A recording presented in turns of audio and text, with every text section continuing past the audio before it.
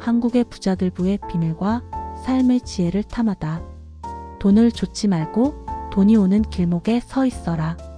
이 문장을 처음 마주했을 때 가슴이 쿵 내려앉았어. 한상복의 한국의 부자들 일에 나오는 이 말은 부자들이 단순히 돈을 많이 벌어서 부자가 된 게 아니라는 걸 단번에 깨닫게 해.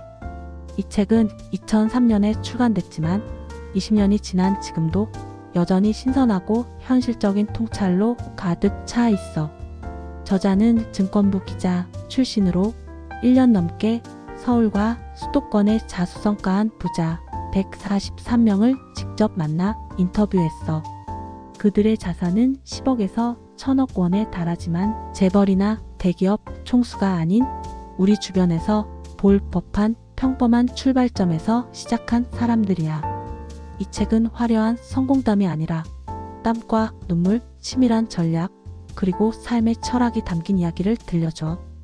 마치 친구와 커피 한 잔 마시며 속 깊은 이야기를 나누듯 부드럽고 진솔하게 부자들의 삶을 풀어내지. 이 책의 매력은 단순히 돈 버는 법을 알려주는데 그치지 않고 부자들의 사고방식, 생활습관, 가정관리까지 총체적으로 조명한다는 점이야. 자, 이제 이 책의 세계로 더 깊이 들어가 보자. 천천히 걸으며 부자들의 이야기를 하나씩 풀어볼게. 책의 줄거리 부자들의 생생한 여정과 구체적인 사례들. 한국의 부자들 일은 부자들이 어떻게 부를 쌓았는지 그들의 삶의 태도와 돈을 다루는 방식을 4가지 큰 주제로 나눠 설명해. 첫 번째는 부자 마인드, 두 번째는 부자 노하우, 세 번째는 부자의 재산 운용, 그리고 네 번째는 부자의 가정 관리야. 이 구조는 부자들이 돈을 버는 데서 끝나지 않고 어떻게 생각하고 행동하며 관리하는지를 단계별로 해부하듯 보여줘. 저자는 설문과 인터뷰를 통해 부자들의 공통점을 추출했어.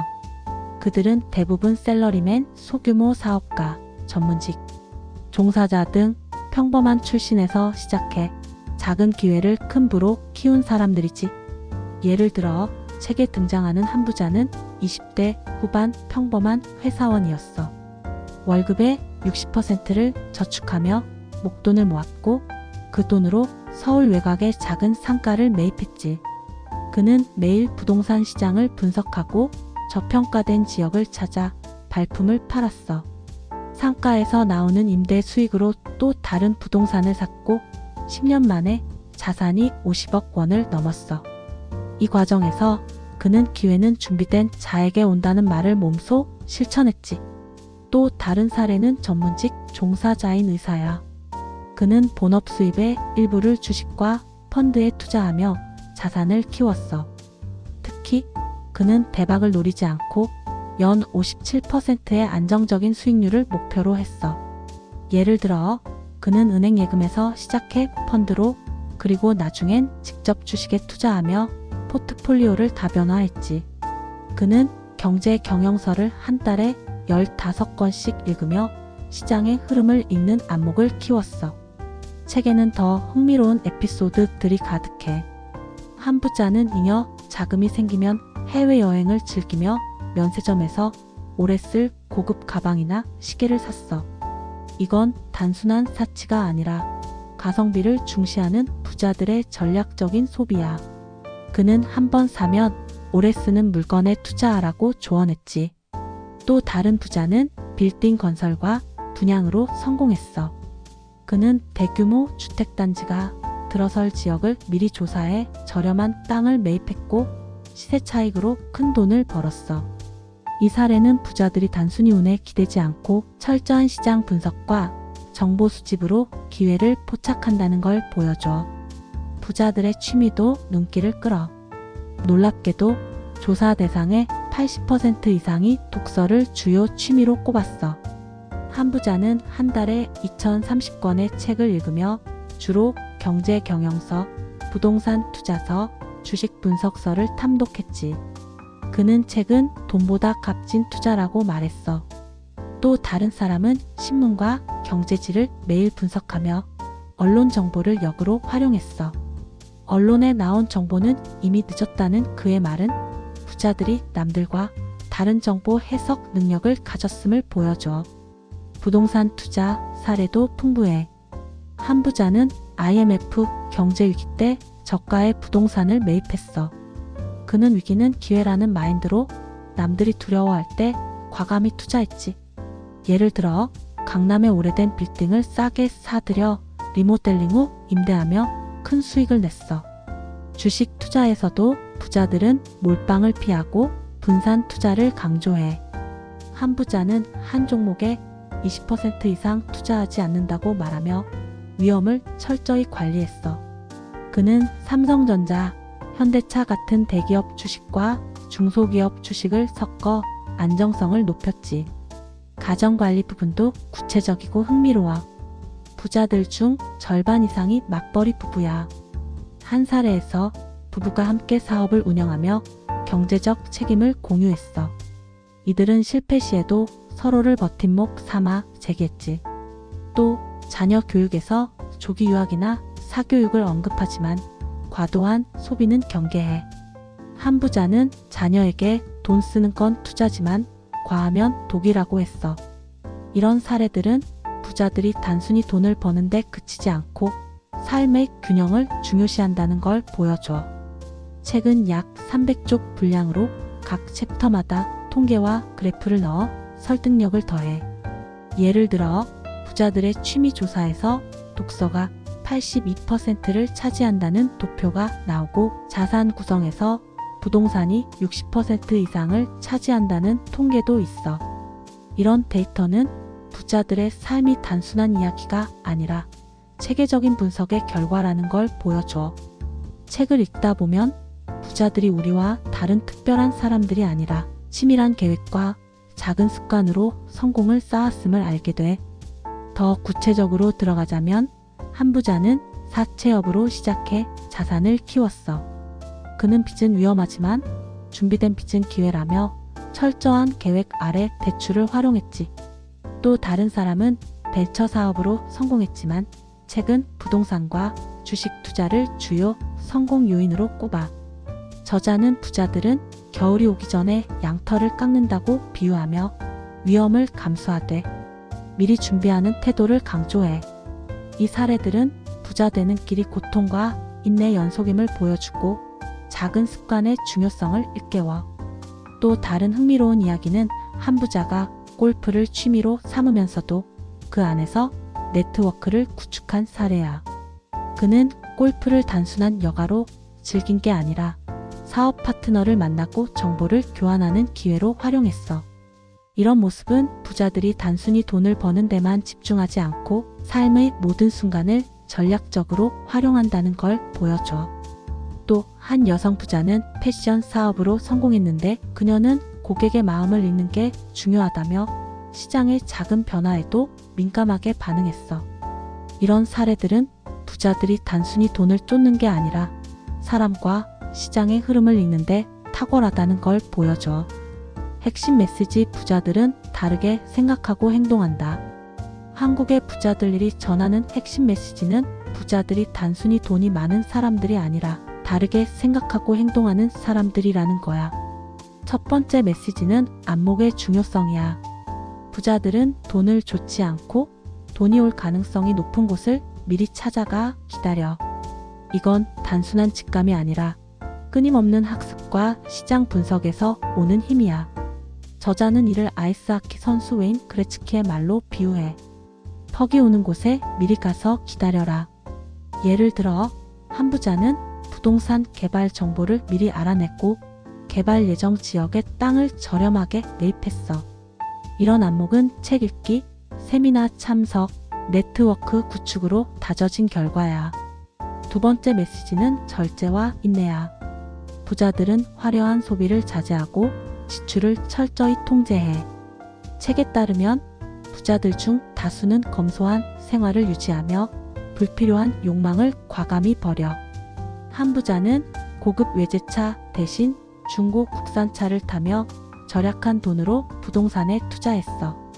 그는 돈은 쓰기 위해 버는 게 아니라 불리기 위해 버는 것이라고 했지. 이런 절제는 단순히 돈을 아끼는 것 이상으로 부를 쌓기 위한 전략적인 선택이야. 세 번째 메시지는 가정의 중요성이야. 부자들은 돈을 버는 데만 몰두하지 않고 가정의 화합과 배우자와의 소통을 중시해. 최근 이상적 배우자는 말이 통하는 사람이라는 문구로 부자들이 배우자의 스펙만큼이나 성격과 가치관의 조화를 중요하게 여긴다고 강조해. 조사에 따르면 부자들 중 60% 이상이 맞벌이 부부였어. 맞벌이는 단순히 돈을 더 버는 수단이 아니라 서로의 경제적 책임감을 공유하며 가정의 안정성을 높이는 방법이야. 한 부부는 사업 실패 후에도 서로를 믿고 재기한 사례가 소개돼. 이들은 돈보다 신뢰가 가정을 지킨다고 말했어. 네 번째 메시지는 현실적인 투자 마인드야. 부자들은 위험을 분산하며 투자하고 몰빵을 피해. 주식 투자에서는 대박을 기대하기보다 안정적인 수익을 추구하고, 부동산에서는 저평가된 지역을 찾아 장기적인 관점으로 투자해. 예를 들어 한 부자는 주식 한 종목에 20% 이상 투자하지 않는다는 원칙을 세웠고 이를 철저히 지켰어. 또 다른 사람은 부동산 투자 시 세금과 법적 문제를 미리 공부해 리스크를 줄였지. 이런 전략은 부자들이 단기적인 이익보다 지속 가능한 부를 추구한다는 점을 보여줘. 다섯 번째 메시지는 학습의 습관이야. 부자들은 끊임없이 배우고 시장의 흐름을 읽어. 책에 따르면 부자들 중 80% 이상이 정기적으로 독서하며 한 달에 1030권의 책을 읽는 경우도 많아. 그들은 경제 경영서, 부동산 투자서, 주식 분석서뿐 아니라 심리학이나 철학 책도 읽으며 사고의 폭을 넓혔어. 한 부자는 독서는 돈으로 살 수 없는 안목을 준다고 했지. 여섯 번째 메시지는 긍정적 마인드와 네트워크야. 부자들은 낙관적인 태도를 유지하며 비판도 귀담아 들어. 그들은 혼자 일하지 않고 주변 사람들과 네트워크를 구축해 정보를 공유하고 기회를 만들어내. 예를 들어 한 부자는 골프 모임에서 만난 사업 파트너와 협업해 큰 프로젝트를 성공시켰어. 이런 네트워크는 단순한 사교가 아니라 부를 키우는 중요한 자산이야. 일곱 번째 메시지는 사회적 책임감이야. 부자들은 단순히 돈을 모으는 데 그치지 않고 사회에 기여하려는 의지를 보여. 책에 소개된 한 부자는 자산의 일부를 지역사회에 기부하며 돈은 돌고 돌아야 가치가 있다고 했어. 이들은 부가 단순히 개인의 것이 아니라 사회와 공유할 때 더 큰 의미를 가진다고 믿어. 이 메시지들은 부자들이 단순히 돈이 많아서 성공한 게 아니라 삶의 태도와 철학으로 부를 쌓았음을 보여줘. 그들의 사고방식은 단순히 부자 되는 법을 넘어 삶의 지혜를 전해. 시사점 우리의 삶에 주는 교훈들. 한국의 부자들 일은 단순히 부자가 되는 법을 알려주는 책이 아니야. 이 책은 우리가 돈과 삶을 대하는 태도를 근본적으로 돌아보게 해. 첫 번째 시사점은 돈에 대한 관점을 바꿔야 한다는 것이야. 우리는 흔히 돈을 많이 버는 것만이 부자가 되는 길이라고 생각하지만 이 책은 지출을 통제하고 작은 기회를 놓치지 않는 안목이 더 중요하다고 말해.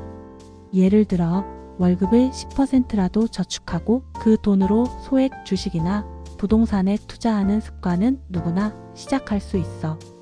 한 부자는 1만 원이라도 아껴 투자하면 10년 뒤엔 1억이 될 수 있다고 했어. 이건 작은 실천이 큰 변화를 만든다는 교훈이야. 두 번째 시사점은 학습의 중요성이야. 부자들이 독서를 통해 끊임없이 배우는 모습은 우리도 배움의 과정을 게을리하지 말아야 한다는 걸 깨닫게 해. 경제 경영서나 시장 분석 자료를 읽으며 세상의 흐름을 이해하려는 노력은 부자가 아니더라도 더 나은 삶을 위한 기반이 될 거야. 예를 들어 한 달에 책 한 권을 읽는 것부터 시작해보는 건 어떨까? 이건 돈이 없어도 할 수 있는 투자야. 세 번째 시사점은 가정과 삶의 균형이야. 부자들이 가정의 화합을 중시한다는 점은 돈만큼이나 인간관계가 중요하다는 걸 알려줘. 특히 배우자와의 소통과 경제적 책임감을 공유하는 모습은 부부가 함께 성장하며 부를 쌓는 모델을 제시해. 한 부부는 돈을 벌 때도 잃을 때도 함께 고민하면 두려울 게 없다고 했어. 이건 부자가 되지 않더라도 행복한 가정을 꾸리는데 큰 도움이 되는 교훈이야. 네 번째 시사점은 현실적인 투자 마인드야. 부자들은 위험을 감수하지만 무모하지 않아. 그들은 철저한 분석과 장기적인 관점으로 투자하며 단기적인 유행에 휩쓸리지 않아. 예를 들어 주식 투자 시 한 종목에 집중하지 않고 여러 종목에 분산 투자하며 리스크를 줄였어. 이건 우리도 투자나 재테크를 할 때 감정에 휘둘리지 않고 냉철하게 판단해야 한다는 점을 시사해. 다섯 번째 시사점은 인내와 꾸준함의 가치야. 부자들이 고통과 위기를 이겨내며 부를 쌓았듯 우리도 작은 습관을 꾸준히 실천해야 해. 예를 들어 매달 10만 원씩 저축하는 습관은 당장은 미미해 보이지만 10년 뒤엔 큰 자산이 될 수 있어. 한 부자는 성공은 하루아침에 오지 않는다. 매일 1%씩 나아가라고 했어. 여섯 번째 시사점은 사회적 책임감이야. 부자들이 기부나 사회적 활동에 참여하는 모습은 돈이 개인의 것만이 아니라 사회와 공유할 때 더 큰 가치를 가진다는 걸 보여줘. 이건 우리도 지역사회나 주변 사람들에게 작은 도움을 주는 것부터 시작할 수 있는 교훈이야. 일곱 번째 시사점은 현대 사회와의 연관성이야. 이 책이 2003년에 나왔지만 부동산 열풍이나 투자 트렌드는 지금도 유효해. 특히 한국 사회의 자산 불평등 문제와 부동산 중심의 부축적 구조를 생각하게 해. 이 책은 단순히 개인의 성공담이 아니라 사회 구조 속에서 부를 쌓는 방식을 고민하게 해. 이 시사점들은 부자가 되지 않더라도 더 나은 삶을 위해 누구나 적용할 수 있는 교훈들이야. 작은 변화부터 시작해보는 건 어떨까? 다른 독자들의 반응 공감과 깨달음의 목소리들. 이 책을 읽은 다른 독자들은 어떤 점을 느꼈을까? 많은 블로그와 온라인 리뷰에서 부자들의 검소한 생활 방식에 놀랐다고 해. 한 독자는 부자들이 이렇게 알뜰하고 계획적으로 산다는 게 충격이었다. 화려한 삶을 상상했던 내 선입견이 깨졌다고 썼어. 또 다른 독자는 부자들의 독서 습관에 감명받았어. 한 달에 20권 이상 책을 읽는 부자들이 많다는 게 놀라웠다. 나도 독서량을 늘려야겠다고 다짐했다는 후기를 남겼지. 특히 부동산과 주식 투자에 대한 구체적인 사례들이 실질적인 도움을 줬다는 의견이 많았어. 한 독자는 주식 투자에서 대박을 기대하지 말라는 조언이 와닿았다. 내가 너무 큰 기대를 하고 있었음을 반성했다고 했어. 부자들의 가정관리에 대한 이야기도 큰 공감을 얻었어. 이상적 배우자는 말이 통하는 사람이라는 문구에 공감하며 한 독자는 돈보다 가정의 화합이 부를 유지하는 데 중요하다는 점이 새로웠다고 했어. 또 다른 독자는 맞벌이 부부에 대한 이야기를 언급하며 지금은 맞벌이가 필수라는 점이 2003년 책에서도 언급된 점이 놀라웠다고 썼지. 다만 일부 독자는 책이 부동산 투자에 너무 치중되어 있다고 느꼈어. 사업을 통해 부자가 된 이야기가 더 많았으면 좋았을 텐데 부동산 이야기가 많아서 약간 아쉬웠다는 의견도 있었어. 엑스트위터에서도 이 책에 대한 반응이 뜨거워.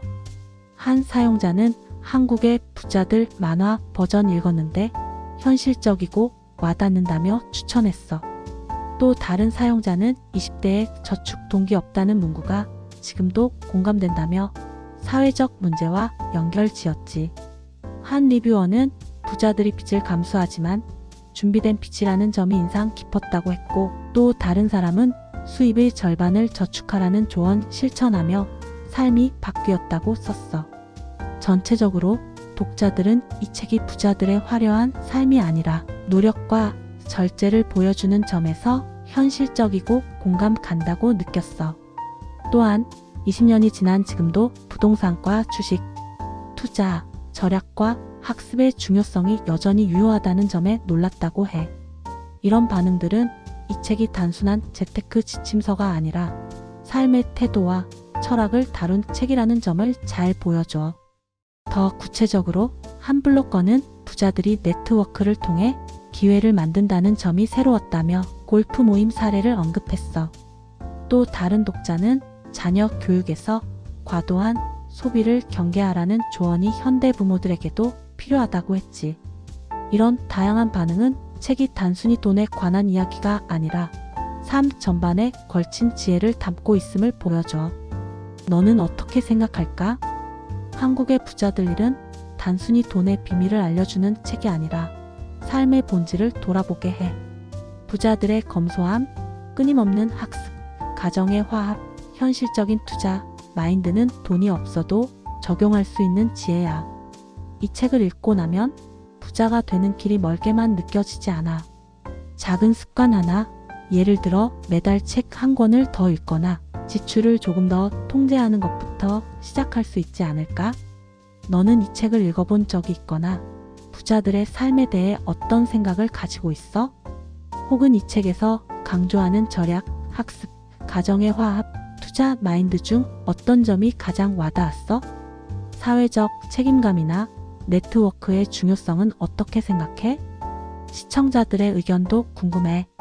댓글로 너의 생각을 나눠주면 우리 함께 더 깊은 이야기를 나눠볼 수 있을 것 같아. 어떤 점이 궁금하거나 공감되는지 편하게 이야기해줘.